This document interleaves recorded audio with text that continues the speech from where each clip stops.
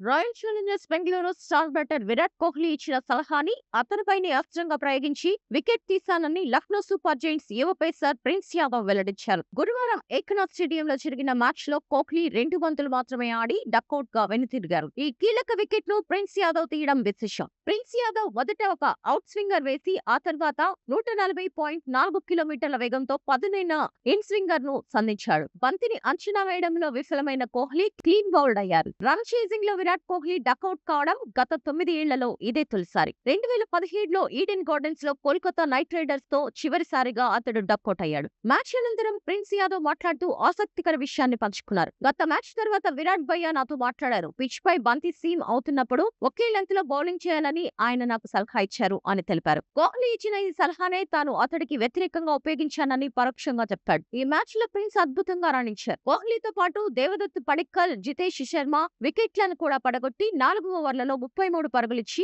3 వికెట్లు తీశారు. ఈ సీజన్ లో ఇప్పటి వరకు 10 మ్యాచ్ల్లో 16 వికెట్లు తీసి లక్నో తరపున అత్యధిక వికెట్లు తీసిన బౌలర్ గా నిలిచారు. ఈ విషయంతో లక్నో తన ప్లే ఆఫ్ ఆశలకు సజీవంగా ఉంచుకుంది. వరుసగా 6 ఓటముల తర్వాత విజయం సాధించింది. అయినప్పటికీ 6 పాయింట్లలో లక్నో పట్టికలో అట్టడుగు స్థానంలోనే ఉంది. మే 10న చెన్నై సూపర్ కింగ్స్ తో తమ తదుపరి మ్యాచ్ ఆడనుంది.